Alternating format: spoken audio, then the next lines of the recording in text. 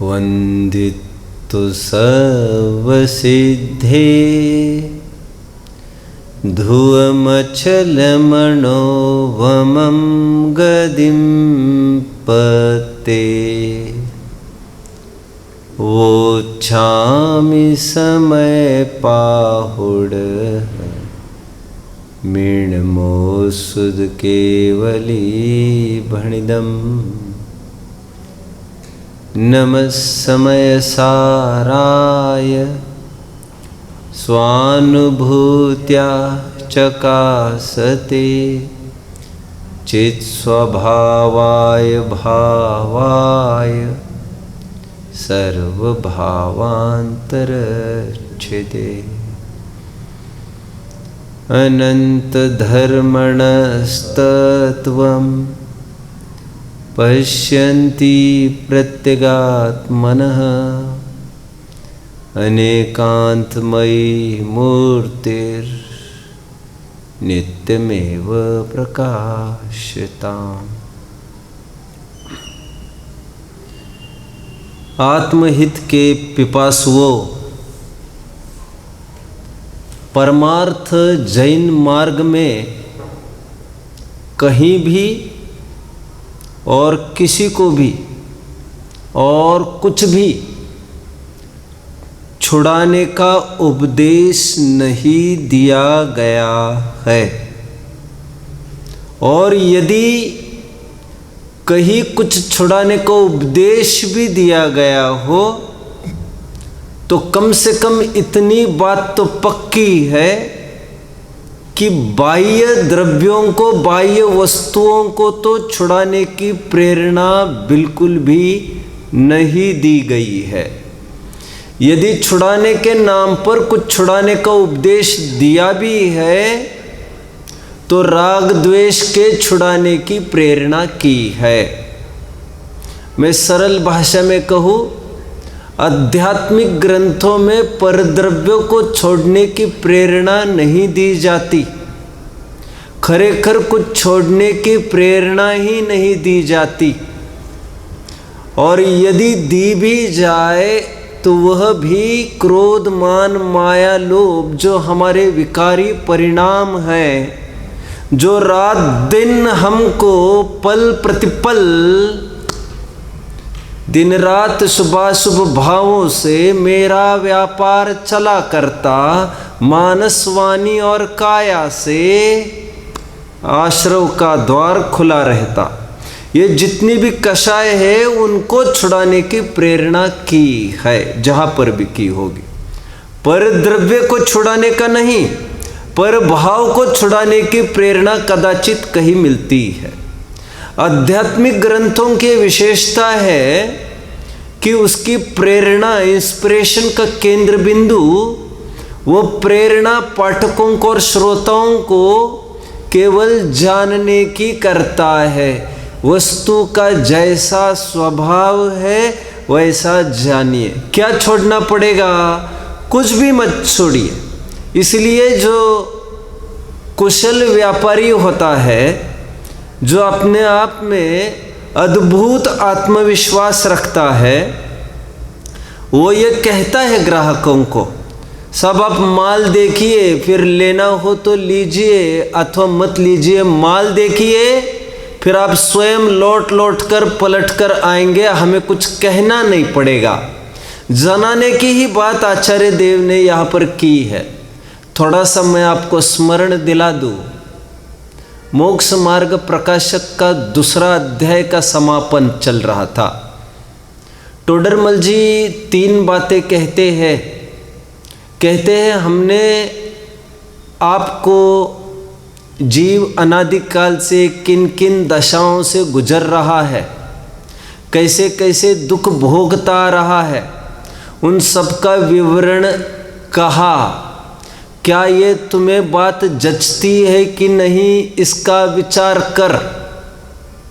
एक, फिर यदि ऐसी प्रतीति होती है, और फिर आगे और एक बात कहते हैं, फिर यह भी विचार कर जो जो भी दुखी, दुख से बचने के तू उपाय करता है, वे जो हमने उपाय कहे और उनको झूठलाया और ये कहा तू जो उपाय करता है वे झूठे हैं, ये बात तुम विचार करो कि ये बात सत्य है कि नहीं। 2, अनुमान से जो हमने सिद्धों के सुख के होने का कहा वो बात तुम्हें जचती है कि नहीं, इसका भी विचार कर।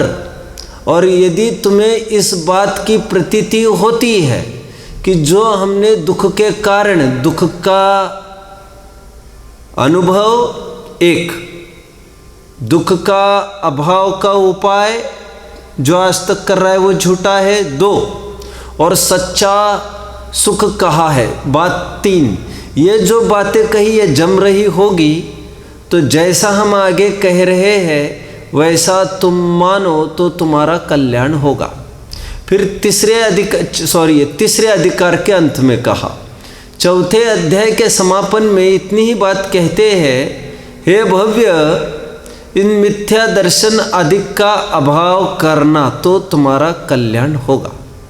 हमने गौर किया कि तीसरे अध्याय के समापन में बस ज्ञान कराया है, वॉट यू आर अंडरगोइंग सो फार, तुम किन किन के वशीभूत हो अनादिकाल से और ऐसा बीतता है कि नहीं। और आगे इतना ही कहते तो क्या छुड़ाया, मिथ्या दर्शन आदि छुड़ाया है।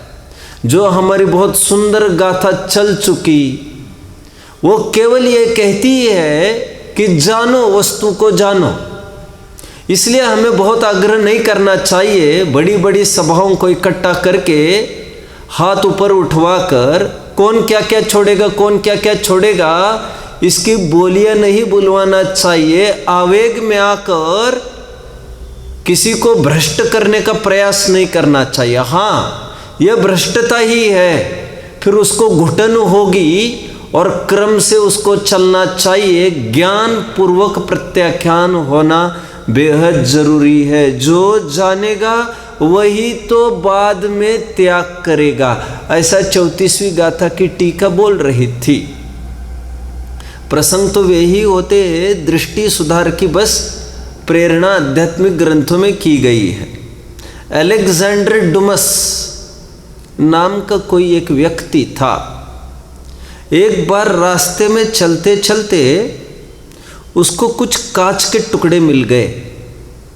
कांच के टुकड़े मिलने पर उसने सहज ही कुतूहल में उसको घुमाया तो उसने देखा सूरज की किरण कुछ इस प्रकार प्रतिबिंबित हुई, रिफ्लेक्शन हुआ कि उसने देखा एकदम गुफाओं में, एकदम छेदों में, जहाँ पर बहुत हम देख नहीं सकते, पूरा अंधेरा है, वहाँ पर भी उजाला होने लग गया।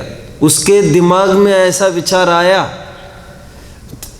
कि मन की गहराई में, हृदय की गहराई में जो अंधकार व्यापा है जनमानस के, उसको हटाने का मैं क्यों उपाय नहीं करूं।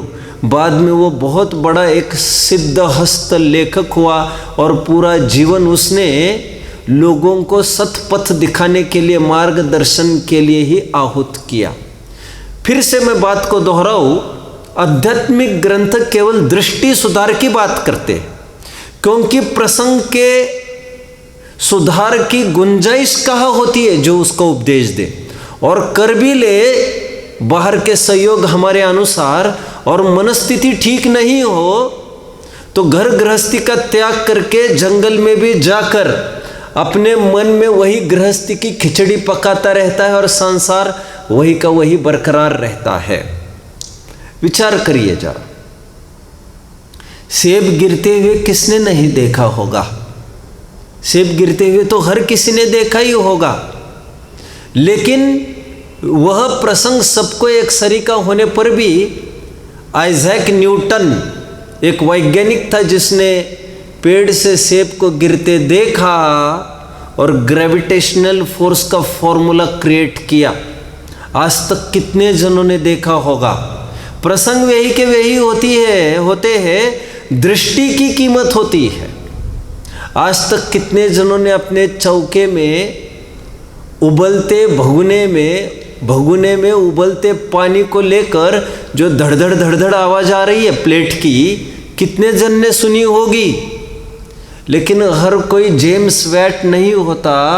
उसकी दृष्टि यहाँ तक पहुँच गई कि इसमें इतनी ताकत है इस टीम में कि बड़ी बड़ी जहाजें कितने ही टनों की केवल स्टीम के बल पर, इस बाफ के पावर के बल पर उसने चलाने का एक सफल प्रयास किया। फिर से मैं एक बात को दोहराता हूँ, प्रसंग वे ही के वे ही होते हैं। प्रसंग में, संयोग में कुछ भी हटाने की प्रेरणा अध्यात्म तो नहीं देता, व्यवहार ग्रंथ भले ही देते होंगे, परमार्थ ग्रंथ, आध्यात्मिक ग्रंथ केवल आपकी दृष्टि सुधार की, आपके ज्ञान को बढ़ाने की, आप उसको वस्तु स्वरूप से देखिए, इतनी ही प्रेरणा करता है। बनारसी दास जी को थोड़ा सा याद कर लेते इस प्रसंग में। देखिए, प्रतिकूलताएं किसके जीवन में नहीं आती, लेकिन फिर वही बात है, हर प्रतिकूलता हर एक को वैराग्य उत्पादक नहीं होती। दृष्टि और ज्ञान वैसा होना चाहिए। जिस दिन बनारसी दास जी की शादी हुई तीसरी, उसी दिन नानी मरण, सुता आगौन, है ना, यह क्या है, नानी मरण, सुता जन्म, पुत्र वधु आगौन, ये तीन कारज भय एक ही दिन एक ही भौन। एक ही दिन तीन काम हुए भाई साहब। कौन कौन से? बनारसी दास जी की शादी हुई तीसरी, उसी दिन नानी का मरण हुआ, और उसी दिन बोलिए सुता जन्म, एक लड़की का भी जन्म हुआ उसी दिन, बहन का जन्म हुआ, बहन का। तीन घटनाएं हुई, सूतक का भी प्रसंग, पातक का भी प्रसंग, और ऐसे में शादी। बनारसी दास जी आगे कहते हैं, यह संसार विडंबना प्रगट देखी भयो दुख खेद। आगे कहते हैं, चतुर चित्त त्यागी भये मूर्ख न जान ही भेद। फिर त्यागी की बात आई। चतुर चित्त, ये सब विडंबना देखकर चतुर चित्त तो त्यागी होता है, लेकिन रात दिन इतने संकट होते हुए भी हमारी धमनियों का खून पिघलता ही नहीं है और हमको विरक्त कराता ही नहीं है। ये क्या हो गया है? ये प्रेरणा की है, अच्छी दृष्टि से देखने का प्रयास करो प्रसंगों को। अच्छा प्रकरण 35वीं गाथा के माध्यम से चलेगा। जैसे कि एक आदत है कुंदकुंदाचार्य देव की, 7वीं गाथा में, 6वीं 7वीं गाथा में एक सिद्धांत बताया, 6वीं 7वीं गाथा में सिद्धांत बताया, तुरंत 8वीं गाथा में एक उदाहरण दिया, 9वीं गाथा में एक सिद्धांत दिया, तुरंत 9वीं 10वीं गाथा में एक सिद्धांत दिया और एक उदाहरण भी दे दिया। फिर हमने देखा 17वीं गाथा में एक सिद्धांत दे दिया, फिर 18वीं गाथा में फिर एक उदाहरण आ गया। बस उसी तर्ज पर 34वीं गाथा में एक सिद्धांत दिया। कौन सा सिद्धांत दिया भाई साहब? जो जानेगा वही त्याग करेगा, और पर द्रव्य को पर जानना ही त्याग है। जानो सिद्धांत नाणम पच्चखाणम, उसको उदाहरण पेश कर रहे हैं 35वीं गाथा में। और उदाहरण को रखने का दृष्टिकोण आचार्यों का बहुत प्राचीन है। देखिए, तत्वर सूत्र का 10वां अध्याय लिखा जा रहा था, 7वां सूत्र। 7वें सूत्र में यह बात आई कि मुक्ति के क्या क्या हेतु है, जीव निर्वाण की प्राप्ति करता है, उसमें क्या क्या हेतु है, क्या क्या कारण है। तो वहाँ पर 4 कारण कहे। कौन कौन से? पूर्व प्रयोगात, आगे असंगतवात, बंध छेदात तथा गति परिणामात। 4 हेतु कहे। 10वें अध्याय का 7वां सूत्र, तत्वर सूत्र रेफर करना चाहिए। पूर्व प्रयोगात, बंध छेदात, असंगतवाद 2, बंधच्छेदात 3 और तथागति परिणाम 4 कारण कहे भाई साहब। जीव निर्वाण की प्राप्ति क्यों करता है? क्योंकि पूर्व के संस्कार निरंतर धगत जो उसने भाई है, मुझे मुक्त होना है, मुझे मुक्त होना है, मुझे मुक्त होना है, और उस मुक्त की ऐसी धुन चढ़ गई उसको, भावना मेरी भाषा में, उस भावना का इतना फल हो गया, रात दिन उसको वही दिखने लग गया और एक दिन वो मुकाम पर पहुंच गया पूर्व प्रयोगात। एक बीच में एक बात बताता हूं, एक माइकल फेल्प नाम का एक अमेरिकन स्विमर हुआ है, माइकल फेल्प। आज तक के इतिहास में सबसे ज़्यादा गोल्ड मेडल्स इस आदमी को मिले हैं। भारत को 10 सालों में जितने गोल्ड मेडल्स नहीं मिले हैं देश को, उतने एक आदमी को, उसको करीबन आज तक 23 गोल्ड मेडल एक अकेले आदमी ने लिए हैं। Only swimming, American swimmer. क्या प्रसिद्धि का कारण है? थोड़ा समझिए। आज तक उसकी टक्कर का किसी भी फील्ड में स्विमिंग की ही बात नहीं है। क्या है ऐसी विशेषता? जब उम्र छोटी थी उसकी, तो उसको स्कूल के लिए अनफिट बताया गया, कोई भी उसको स्कूल में नहीं ले रहा था। ADHD बीमारी उसको डिटेक्ट हो गई। What is ADHD? Attention deficit. Attention deficit मतलब जो बहुत ध्यान नहीं दे सकता, जिसके ज्ञान में कुछ भी बात नहीं रह सकती। हाइपर एक्टिविटी डिसीज जिसे कहते हैं। अब वो उसको सबने निग्लेक्ट किया, उसने देखिए क्या सोचा। उसको तैरना अच्छा लगता था, उसने तैरना चालू किया और जुनून इतना, उसने ये सोचा कि क्यों न वीकेंड्स को भी स्विमिंग किया जाए। वीकेंड्स क्योंकि सैटरडे संडे ऑफ रहता था। उसने सोचा यदि मैं सबके बराबर प्रयास कर रहा हो तो उसमें एक बड़ी बात क्या है, मैं यदि शनिवार को भी मेरे में शामिल कर लूँ तो 52 × 6 इतने घंटे मेरे प्रैक्टिस के बढ़ जाएंगे, रोज के 6 घंटे, ऐसा 52 शनिवार मुझे साल के मिल सकते हैं। फिर बाद में उसने ये सोचा टाइम के बाद, मैं संडे को क्यों गौन कर रहा हूँ, यदि संडे को भी शामिल करूँ तो और 52 × 6 पूर्व प्रयोगात। और रात दिन पानी में डूबा रहता था वो, पानी की चाल समझ जाता था। और आदमी क्या दौड़ सकता है बाहर भी, गाड़ी क्या चला सकता है ऐसी स्पीड से। तो किसका फल? पूर्व प्रयोगात। निरंतर मुमुक्षुता की भावना, मुझे मुक्त होना है, यह सब आसार है, कहीं भी दिल लगाने जैसा नहीं है, यह सब पराये है, यह सब मुसाफिर खाना है, सब मुसाफिर है, यहाँ पर अपना कोई नहीं है। आगे बढ़ते हैं। बाहर सुख को खोज रहा है, बनता क्यों दीवाना रे, बनता क्यों दीवाना रे। आगे बढ़ते हैं। पूर्व प्रयोगात आगे, असंगतवाद, संग को छोड़ना। फिर आगे मैं कहूंगा एकत्व की भावना। पहले में भावना और इसमें एकत्व मुख्य हो गया, असंगतवाद। तीसरी बात बंध छेदात, किसी भी प्रकार की पराधीनता को बर्दाश्त नहीं करने की भावना। और चौथी बात तथागति परिणाम। जैसा जीव का नेचर है, ऊर्ध्वगमन जीव का स्वभाव है, ऊपर उठना। हर कोई छोटा भी बच्चा किसी के द्वारा दबाए जाना बिल्कुल बर्दाश्त नहीं करता। हमारे जो नौकर भी है जो 2-2, 3-3 हज़ार कमाते हैं, भाई साहब वे भले ही आपको दबते दिखे लेकिन कोई भी दबे नहीं रहना चाहता। आप समझ लीजिए इस बात को। प्रभुत्व एक गुण है, एक शक्ति है जो सब में विद्यमान है। सभी जन ऊपर उठना चाहते हैं। मुझे तो अभी क्या कहना है 35वीं गाथा को लेकर।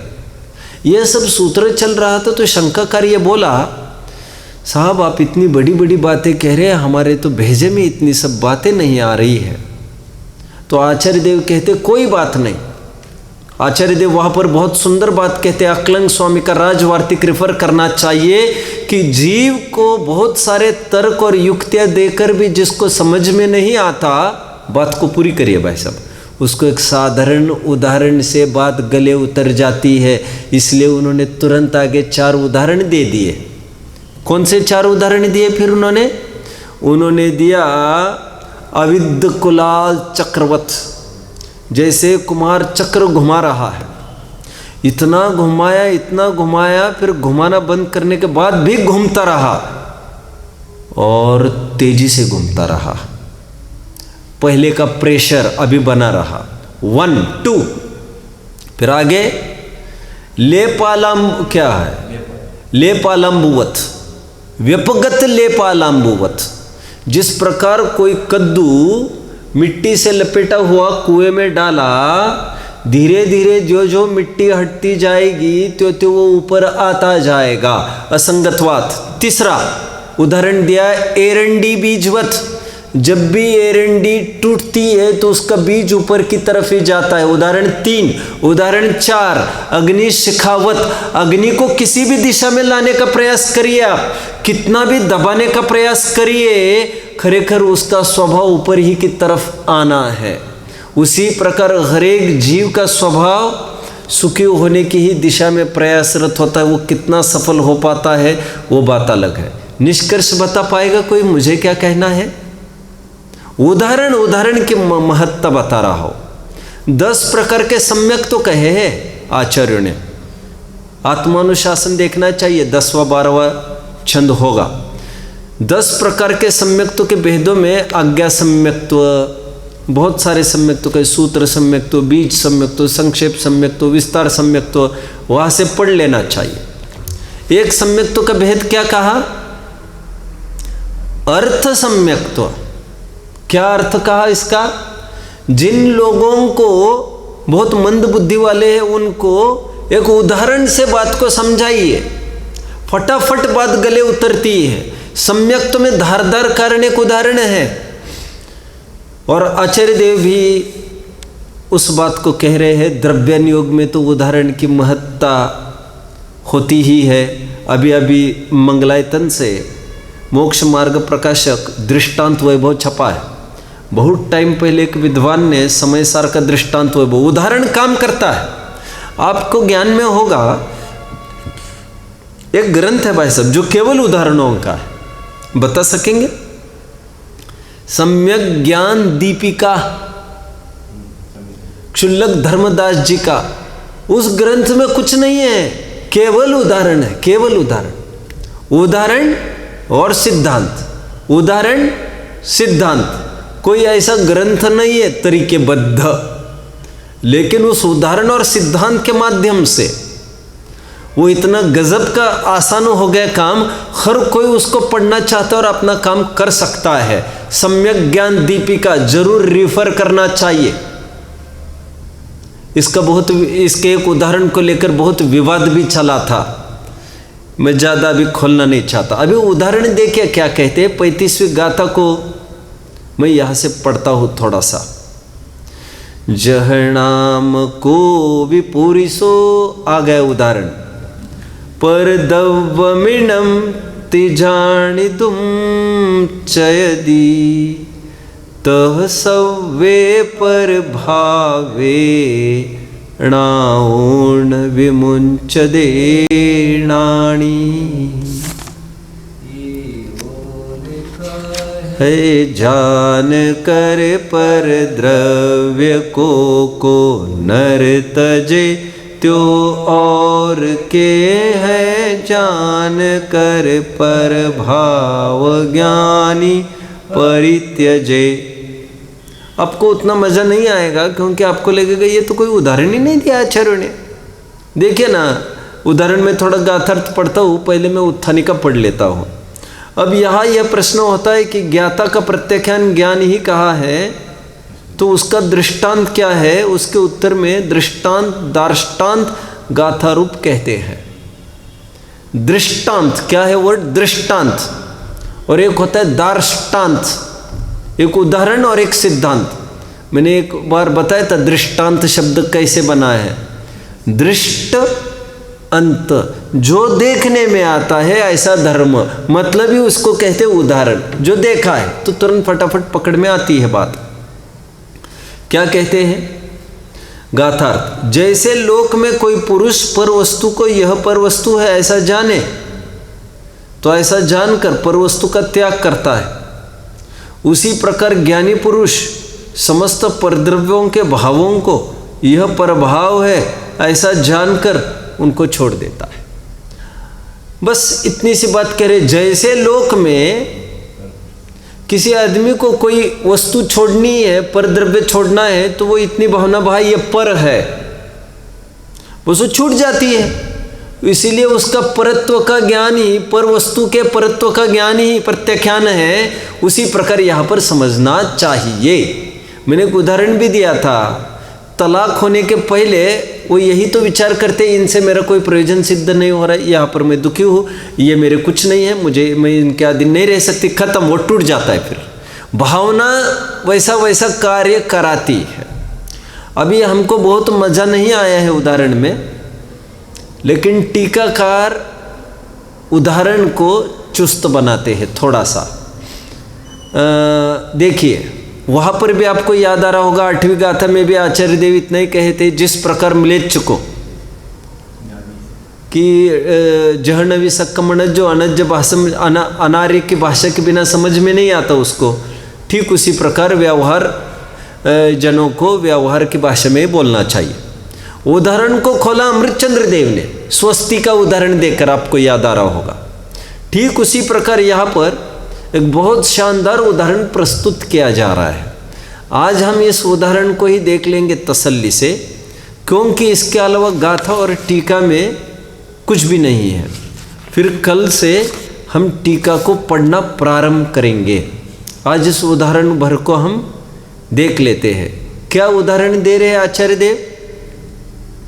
आचार्य देव उदाहरण दे रहे हैं, एक धोबी का उदाहरण दे रहे हैं। बात पुराने ज़माने की आपको लेना है, क्योंकि आज के ज़माने तो लॉन्ड्री के ज़माने हो गए। आप समझ रहे होंगे मेरी बात को। पहले ज़माने में क्या होता था, धोबी नगर में नहीं रहता था, वो तो तालाब के पास नदी में ही वहाँ पर रहता ही था। वो वहीं पर वो कपड़े धोता था धोबी। ऐसा थोड़ी था कि वो यहाँ पर कहीं अपना काम कर सके, ऐसा नहीं होता था। और तब से ये कहावत प्रचलित हुई, कौन सी? धोबी का कुत्ता न घर का न घाट का। रहता तो धोबी घर पर रहता था, काम करता था घाट पर। यह तब का उदाहरण आपके दिमाग में आना जरूरी है। क्यों जरूरी है ये अभी अभी आपको पता चलेगा। क्योंकि घाट पर पानी की भी प्रचुरता है, भरपूर पानी है, बिना मूल्य, और खूब हवा चलती है सुखाने के लिए। और जो पेंटिंग वेंटिंग करना है वो भी वहाँ पर जम सकता है। धोबी मूल में 3 काम करता था। धोबी के लिए मूल शब्द आया है संस्कृत में रजक। रजक, ये रजक क्या करता है धोबी? वो कपड़े को डाई भी करता है, कपड़े को धोता भी है, और कपड़े को प्रेस भी करता है। ये 3 काम होते हैं उससे। अभी ये सब सुलभ था उसको, और इसीलिए पहले ज़माने में जो प्रेस रहती थी, वो प्रेस कोई लाइट पर चलने वाली थोड़ी हुआ करती थी। इसी से मैं कह रहा हूँ आपको घाट का उदाहरण समझना चाहिए, क्योंकि वहाँ पर कोई लाइट ही नहीं थी, वो तो कोयले के माध्यम से, इसीलिए वो करता था। अभी देखिए थोड़ा सा आपको दिमाग में आ गया होगा, कोई धोबी घाट देखा होगा आपने, एक सरी के हजारों कपड़े अनेक अनेक लेन में सूखते रहते हैं। एक सरी के आपने कभी देखा होगा, एक सरी की चादरें आपको कई दिखेगी, जैसे अस्पताल की आ गई है, यूनिफॉर्म्स आ गए, तो एक सरी के सब। अब वहाँ पर इत्तेफाक से क्या हुआ है, धोबी के यहाँ कोई कपड़े धोने को डाल के चला गया। पुरानी परंपरा ये, और आपको ज्ञान में होगा रामायण की बात, वो धोबिन ही की तो दलील दी जा रही थी। ये धोबिन जो भागकर गई है वो भी तो धोबी था। ये प्राचीन परंपरा का उदाहरण दिया है, ये कोई नया उदाहरण नहीं है इनका। अभी क्या उदाहरण दे रही है कि एक आदमी आया और उसने अपने वस्त्र थोड़ी देर के लिए चद्दर मानकर चलिए। हालांकि आचार्य देव का ऐसा कोई शब्द नहीं है जो कपड़े पहनने के हैं ऐसी ही वस्तु लेना है आपको, थोड़ी देर के लिए चद्दर मानकर चलिए। तो उसने चद्दर अपनी दे दी उनको। सब आप जो भी वस्त्र पहनता है, शर्ट पैंट समझ लीजिए, चद्दर दे दी उसने, और साहब इसको धोना है, इसको प्रेस वगैरह होना है, दे दी उसने। ओके, हो जाएगा साहब। तो उसको ये कहा ठीक है तुम आ जाओ, शाम तक आ जाओ मानकर चलिए। सुबह दिया था उसने, तो उसने कहा शाम तक आ जाओ, आपको मिल जाएगा।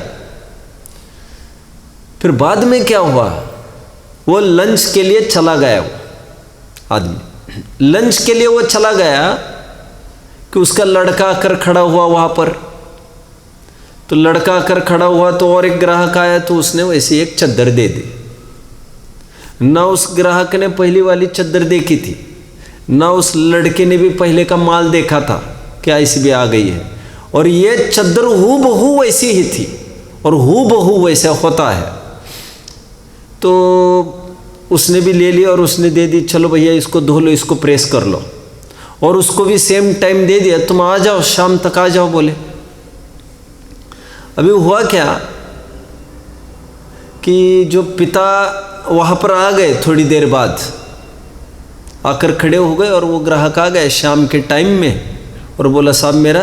तो जो पिता का ग्राहक था वो बराबर वो ग्राहक आया और उसने वो माल उठा के, ठीक है भैया चल तुम्हारी चद्दर कहाँ है, सब वो वहाँ दिख रही है, तो तुम ही पहचान सकते हो बेहतर। आप प्रैक्टिकली विचार करो, प्रैक्टिकली।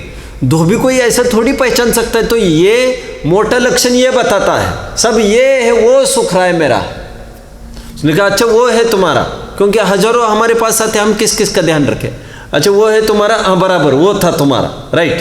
तुम एक काम करो, तुम ले जाओ, निकलो अभी यहाँ से, पैसे दे दो धुलाई के, हो गया काम। अब फिर शाम के भोजन के लिए पिता चले गए। अब चले गए, जितने में क्या हुआ है देखिए, जितने में देरी के बाद वो लड़का आकर खड़ा हुआ और कुछ देर तक दूसरा आ गया ग्राहक, और उसने ये कहा लड़के को, लड़के वाला ग्राहक लड़के को आ गया, उसने ये कहा साहब मेरी चद्दर।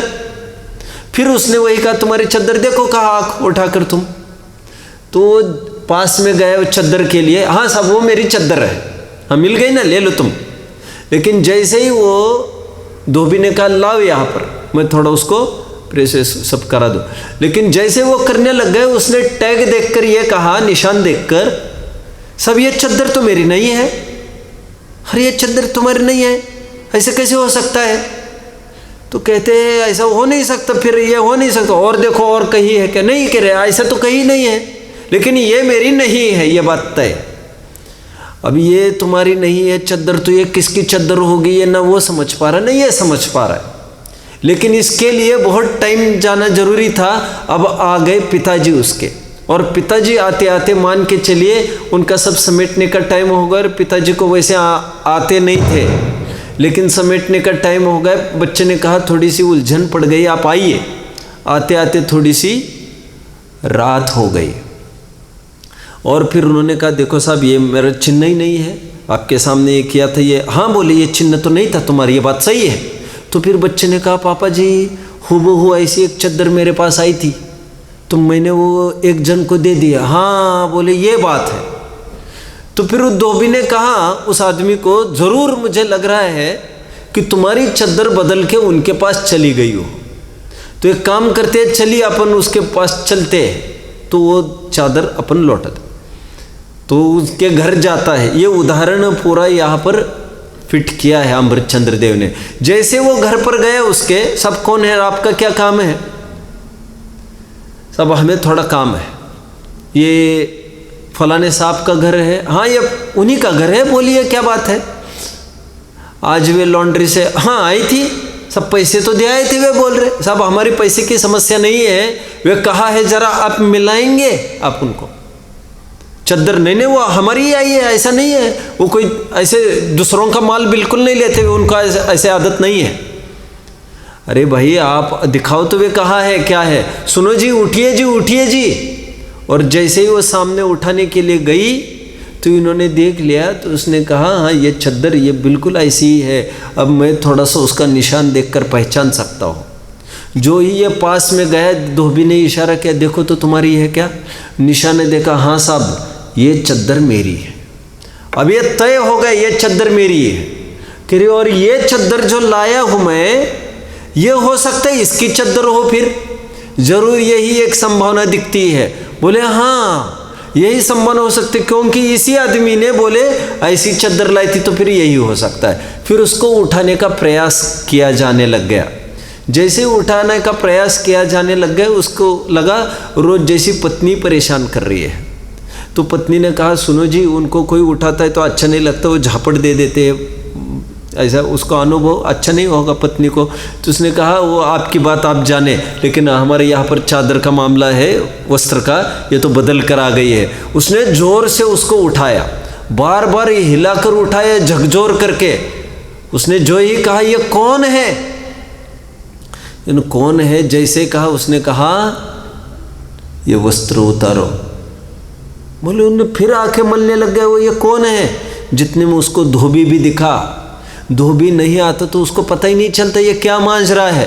धोबी ने कहा साहब आप ये चादर ला, हाँ तो मैंने पैसे नहीं, बोले बात उसकी नहीं है, ये चादर आपकी नहीं है। बोले ये मेरी ही चादर है। वो इतना कॉन्फिडेंस से बोलते समय दूसरा आदमी और बोला देखिए साहब, इस पर ये टैग लगा है, ये निशान है जो ये बताता है ये मेरी है, और ये निशान, दोनों निशान आमने सामने किए, और दोनों निशानों का फर्क देखकर और एक सरीकी दिखने वाली चादरों को देखकर वो हैरान हो गए। लेकिन उसको समझ में आ गया गलती से ये मैंने इनकी चद्दर लेके आया हूँ, ये मेरी चद्दर नहीं है। अभी वो नींद में ही था, आंखें मलते मलते ही देख रहा था वो ये सब। लेकिन जैसे उसको ख्याल में आया ये ओढ़ी हुई चद्दर मेरी नहीं है, जितने में उसको कैसा भाव आएगा। हमारे पास किसी की वस्तु है गलती से रखी हुई, हमको जब तक पता नहीं था तब तक कोई बात ही नहीं थी, लेकिन जब किसी के द्वारा बताया जाए तो कितना फील होता है हमको, अरे हमको इतना नहीं, ये ठीक नहीं लगता, हमको ऐसा नहीं करना चाहिए था। और उसको एकदम ऐसा लगा कि हमने दूसरों की वस्तु ले ली। कोई बात नहीं, वो धोबी बोल रहा है सब हम इसको लौटा तो देंगे, लौटा तो देंगे, क्योंकि अभी उसने यदि वो वस्त्र हटा लेता तो नग्न हो जाता वो। इसलिए मैंने कहा केवल चद्दर का ही उदाहरण नहीं लेना है, और आचार्य चद्दर की भी बात कर नहीं रहे हैं, क्योंकि वस्त्र को हटाया तो नग्न करके ऐसी बात आई है। अथवा आपको दूसरा उदाहरण लेना पड़ेगा, यदि चद्दर लेते हैं आप तो नग्न करके मतलब थोड़े बहुत कपड़े अंदर के पहने थे, ऐसा लेना पड़ेगा। नग्नी कृत्वा ऐसा मूल शब्द इसमें पड़ा है, नग्न करके वो चद्दर फिर उसको दिखा दी निशानी। लेकिन अब मेरा प्रश्न है, क्या वो ये कहेगा कि फिर ये चद्दर ले लो और ये ले लो, ऐसा कहेगा? तो उसको ऐसा लगा साहब हमसे गलती तो हुई है। तो उसने कहा आप हमको ऐसा निर्वस्त्र मत करिए और हमको एक मौका दीजिए, हम इसको धो धाकर आज शाम तक आपको दे देंगे। तो वो फिर से वो उसको ओढ़कर सो रहा है। तो मान के चलिए आप ओढ़कर सो रहा है, तुरंत नहीं दिया, प्रैक्टिकल नहीं था, लेकिन रात भर सोते समय वो मान क्या रहा है उसको। तो सुनिए समझिए इस बात को, उसका त्याग होना का क्या आशय है? उसकी चद्दर तुरंत छूट गई क्या?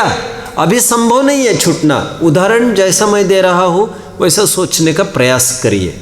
उदाहरण ये मेरा अपना है, तुरंत चद्दर नहीं छूटी, लेकिन ये चद्दर मेरी नहीं है ऐसा समझ में आने पर उसको रात भर ये लगता रहा कि कब सुबह होगी और कब मैं उसको धोकर यथावत उनको लौटा कर आ जाऊं।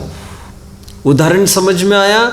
और दूसरे दिन वहाँ पर पहुँच ही जाएगी ओके करके, और माफ़ी भी मांग के आएगा कल के आपको हमारे घर आना पड़ा। अभी विचार करिए, कल्पना करिए। अभी सिद्धांत में हम थोड़ी से आते हैं। उदाहरण हुआ ये सब विश्व एक धोबी घाट है, एक धोबी खाना है। इसमें क्या होता है, एक सरीके दिखने वाले बहुत सारे वस्त्र है ना, और उस एक सरीके दिखने के कारण यह जीव जैसे, फॉर एग्जाम्पल, जैसे ये शरीर है, इसको वस्त्र के स्थान पर रखिए, और जीव है उसको एक वस्त्र के स्थान पर रखिए। ये एक सरीके दिखते हैं। एक समानता क्या है इनकी, जरा कोई बताएगा? समानता क्या है? समानता यह है कि ये एक क्षेत्रावगाह संबंध वाले हैं, एक ही स्थान पर रहते हैं। बात एक। बात दो, इनमें घना निमित्त नैमित्तिक संबंध है। जीव चलेगा तो शरीर भी चलेगा, शरीर चलेगा तो जीव भी चलेगा। निमित्त नैमित्तिक संबंध घना है। अंदर क्रोध होगा तो बाहर आंखें लाल होगी, अंदर लोभ होगा तो बाहर आंखें बोल देगी। आप बचा नहीं सकोगे उसको, आप नजर मिला नहीं सकेंगे। यदि आपने किसी को धोखाधड़ी की है तो अंदर का परिणाम और शरीर की क्रियाएं, जीव का और पुद्गल का ऐसा निमित्त नैमित्तिक संबंध घना होता है। इस समानता को कारण क्या होता है? दोनों उसको एक शरीकी होने के कारण, एक शरीकी मतलब इस अपेक्षा से, एक स्थान की और निमित्त नैमित्तिक क्रिया, कारण कार्य संबंध होने के कारण उसको भ्रम होता है कि ये दोनों एक ही है, और सबको अपने शरीर के अपने वस्त्र मिले हैं। जो जो जीव है उसका जैसा जैसा शरीर है उसके समान चद्दर है, ऐसा उदाहरण लेना है। अब समझ रहे मेरे उदाहरण को? जैसे वहाँ पर दो चद्दरें एक शरीर की थी, यहाँ पर विश्व में समझना है ऐसी दो दो चद्दरें एक शरीर की है, जीव और शरीर। और वो समानता के कारण हर एक जीव अपने ही शरीर को किस प्रकार अपना ही मानता, औरों के शरीर को तो नहीं मानता। और मोह हो जाए तो वो बात अलग है। अभी स्थूल उदाहरण है मेरा, तो अभी यहाँ पर और एक थोड़ी सी बात। लेकिन वहाँ पर तो उसने अपील की, और फिर वहाँ पर उस दूसरे ग्राहक के घर जाकर उसकी चद्दर खींचकर उसको होश में लाया गया। होश में लाकर उसको सावधान करके उसकी नज़र खोल के उसका गर्दन पकड़कर धोबी ने दिखाया, देख और जागृत हो जाओ, जग जाओ तुम, ये तुम्हारी चद्दर नहीं है। वहाँ पर दिखाया। लेकिन यहाँ पर इतना सा उदाहरण आपको थोड़ा फर्क समझना है। यहाँ पर धोबी के स्थान पर आपको एक कल्पना है मेरी, एक नाम कर्म आपको रखना है दूसरे, एक नाम कर्म की कल्पना करिए आप। एक नाम कर्म आया और जीव खाते पीते उठते बैठते शादी करते जो जो भी एक्टिविटीज़ कर रहे हैं वो अपनी गाढ़ निद्रा में सो रहे हैं सभी जन। हर के समझ में आ रहा है जो मैं कह रहा हूँ? जागृत आदमी भी सो रहा है यहाँ पर गाढ़ निद्रा में। कैसे सोना? मतलब यहाँ पर शरीर को अपना मान रहा है रात दिन। यहाँ पर कुछ खरोचाई, थोड़ा खून बह चला तो ऐसा लगता है मैं मर जाऊंगा, कुछ करिए। मतलब अपने अस्तित्व पर प्रश्न चिन्ह उसके खड़ा होता है, इतना भिन्न मानता है। लेकिन इस गाढ़ निद्रा से झकझोर देने के लिए नाम कर्म का ऐसा उदय आ जाता है, अथवा असाता कर्म का उदय। जैसे बीमारी आ गई, अब बीमारी जैसे ही आ गई तो उसको ख्याल में आने लग गया, मैं मेरी पलक भी नहीं खोल पा रहा हूँ, मैं बोल भी नहीं पा रहा हूँ गला लगने पर, हाथ भी नहीं हिला पा रहा हूँ। ऐसी लक्षण भिन्नता के माध्यम से यदि कोई प्रेरणा लेकर भेद विज्ञान करे तो करे, यह एक अवसर है। और वह प्रकृति ने दिखाने का प्रयास किया है आपको, देखो ये तुम नहीं है। स्पीड ब्रेकर को क्यों गालियाँ देते हो भाई साहब? नहीं साहब ये स्पीड ब्रेकर, अरे इसने आगामी आने वाले बहुत बड़े संकट से तुम्हें सावधान कराया है। गाड़ी सीधी चली जाती खाई में, आगे देखो क्या है। अभी तो तुम्हारा इतना ही हो गया, थोड़ी स्लिप जैसी हो गई गाड़ी, अथवा तुम विलंब से पहुंचोगे। तो जितनी भी प्रतिकूलताएं आ रही है वे हमको सावधान करने के लिए आ रही है कि इस पड़ोसी को अपना मत मानो, एक दिन बहुत रोना पड़ेगा, बहुत रोना पड़ेगा। तो ये, और कभी नाम कर्म भी आकर दिखाता है, कहता नाम कर्म कभी आता है वसूली के लिए, ला ये वस्त्र मेरा है। और कोई गाफिल निद्रा में सोने वाले कहते नहीं नहीं ये तो मेरा वस्त्र है। कहते तुम समझते नहीं है, जितने भी यहाँ पर है वे सब शरीर को छोड़े हैं, एक जन भी अपने शरीर को साथ नहीं ले जा पाया है, ये तुम्हारा नहीं है। और यह भी एक जागृति का साधन होता है। और कोई जागे तो मरण के काल में भी जाग सकता है, उसको होश आ जाए तो वहाँ पर भी जाग सकता है, नहीं जागने वाले को तो क्या। और एक बात, ये बीमारी आने पर, मरण आने पर, जो भी जैसे बीमारी आई है तो तुरंत शरीर तो छूटेगा नहीं। उदाहरण बराबर घटित कर रहे, कपड़ा तुरंत छोड़ा था क्या उसने, रात भर पड़ा रहा। उसी प्रकार यहाँ पर भेद विज्ञान करने पर, थोड़ी सी प्रतिकूलताएं आने पर, हमारे जीवन में प्रतिकूलताएं आए ये जरूरी नहीं भाई साहब।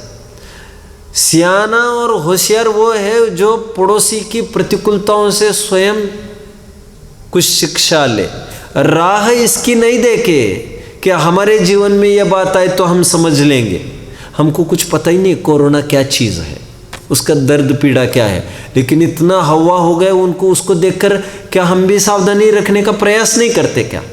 मैं हमेशा प्रश्न पूछता हूँ, क्या तीसरी मंजिल से कूदने का प्रयास कभी आपने किया है?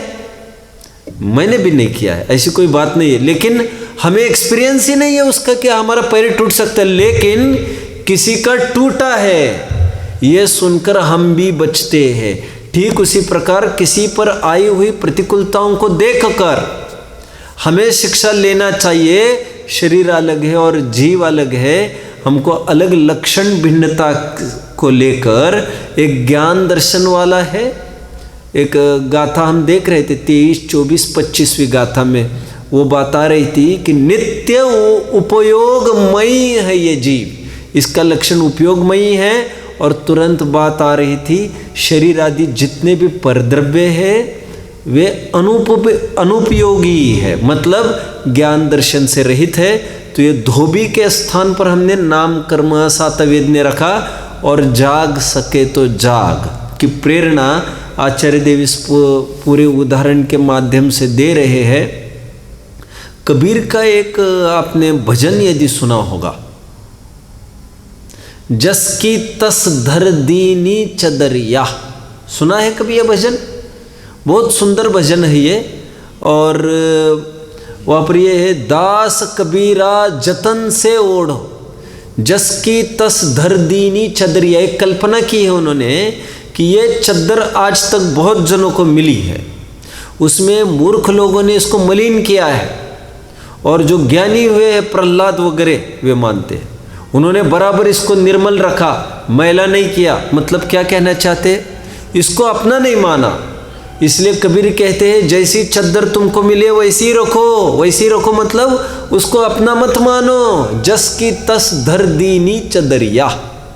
तो कहते हैं उसी प्रकार यहाँ पर उस उदाहरण के माध्यम से, एक धोबी के उदाहरण से, वस्त्र समान वस्त्र की उसको भ्रांति होकर पर वस्तु में अपनत्व की भ्रांति हुई, और किस प्रकार वह संकट के गहरे में आ गया उसका उदाहरण देकर यहाँ पर आचार्य देव हमें प्रेरणा कर रहे हैं कि ये शरीर जिसको तुम गले लगाए हो वो अपने समान दिखता है। समानता के दो बातें कही, एक क्षेत्र में रहता है और निमित्त निमित्तिक संबंध, परंतु लक्षण भिन्नता से देखो और वो जगाने के लिए आ गया है। असातवेद्य का उदय, नाम कर्म का कहना चाहिए आयु कर्म का क्षय ऐसा कहिए, अथवा नाम कर्म की ऐसी दशा, बुढ़ापा वगैरह बाहर के शरीर की ऐसी, जैसे अस्थिर नाम कर्म आदि, वो दिखा रहा है कि ये जीव का नहीं है ये शरीर। तो उतने मात्र से हमको लक्षण भिन्नता जानकर हमारा जगना जरूरी है। यदि नहीं हो तो धोबी उसको ठोक सकता है, और वहाँ पर तो ठोकाई से ही काम निपटेगा। यहाँ पर तो अनंत काल से चतुर्गति भव भ्रमण ये जीव करता आ ही रहा है। ये 35वीं गाथा और उसका भाव आशय हमने पूरा देख लिया है। इसमें एक उदाहरण ही की बात आई है। कल हम इस 35वीं गाथा की टीका को अद्योपांत एक बार पढ़ लेंगे, कुछ विशेष बात आती है तो विचारेंगे, और फिर एक आगे का कलश भी इसी से रिलेटेड है, उसको भी हम कल विचारेंगे। ओम नमः।